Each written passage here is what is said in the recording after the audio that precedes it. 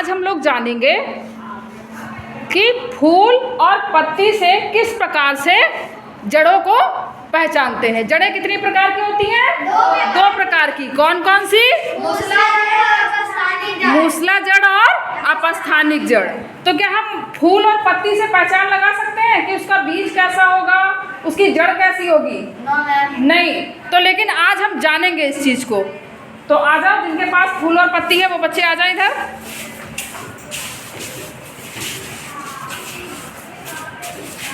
हाँ, ये तुम्हारे पास कौन सा फूल है? गुलहड़ का। तुम्हारे पास सदाबहार। तुम्हारे पास ये कौन सी पत्ती है? सहतूत की। तुम्हारे पास सदाबहार की। ये कौन सा फूल है? दसबिजिया का। ठीक। तो हम जानेंगे आज कि कैसे मूसला जड़ कैसी होती है?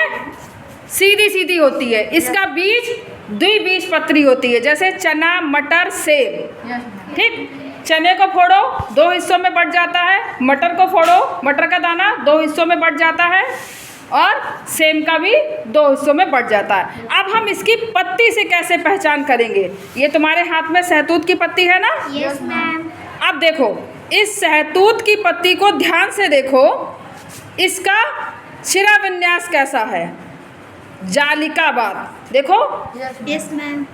ये देखो, जाल जैसा बना हुआ है। Yes ma'am. ठीक। तो जिसमें जाल बना होगा, जिस पौधे की पत्ती में, उसकी जड़ कैसी होगी? मूसला जड़। कैसी जड़ होगी?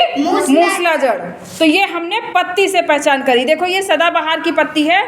सदाबहार की पत्ती भी कैसी है? जालिकावत शिरा विन्यास है। Yes ma'am. ठीक है। तो यानी सदाबहार और सहतूत की जड़ कैसी होगी? मूसला जड़। तो ये तो हो गई पत्ती से पहचान। अब हम फूल से भी पहचान करेंगे कि जिन फूल की पंखुड़ी 4 या 5 होती हैं, यस मैम, वो कैसे होते हैं? मूसला जड़ वाले पौधों के होते हैं। जैसे ये सदाबहार की पत्ती है, इसमें गिनो नव्या, कितनी पंखुड़ी है? 1 2 3 4 5 5 है ना?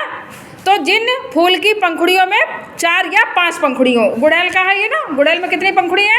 5 1 2 1 2 3 4 5। तो गुड़हल के पौधे की जड़ और सदाबहार के पौधे की जड़ कैसी होगी? मूसला जड़। समझ में आया? Yes, कि किस प्रकार पत्ती से और फूल से हम पहचान करेंगे।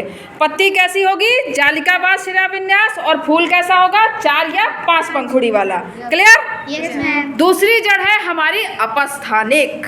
अपस्थानिक, इसको हम झगड़ा जड़ भी कहते हैं। क्या कहते हैं? झगड़ा जड़। झगड़ा यानी कि झगड़ा करने वाली।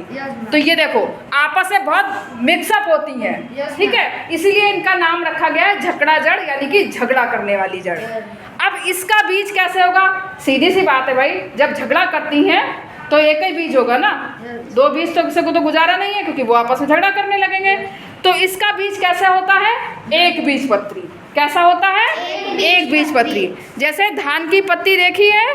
जैसे धान है, गेहूं है, गन्ना है, केला है, इनकी सबकी बीज जो होते हैं वो कैसे होते हैं? एक बीजपत्री। कैसे होते हैं?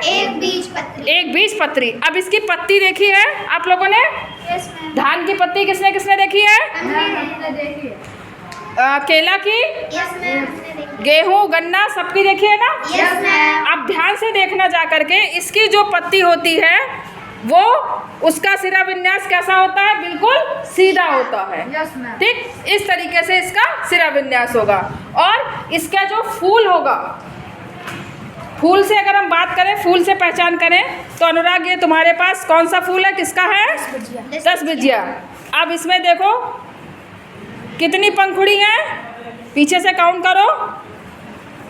4 कहाँ है? पकड़ो, इसको उल्टा करके पकड़ो। देखो, पंखुड़ी गिनो ना। 1 2 3 4 5 6। कितनी पंखुड़ी है? 6। तो 3 या 3 के गुणज में, जैसे 3 दूनी 6, 3 तिया 9। तो ऐसे फूल जिनकी पंखुड़ी 3 या 3 के गुणज में हो, उस पौधे की जड़ कैसी होगी? अपस्थानिक। अपस्थानिक यानी कि झकड़ा जड़। Yes ma'am. क्लियर? Yes, समझ में आ गया? Yes ma'am.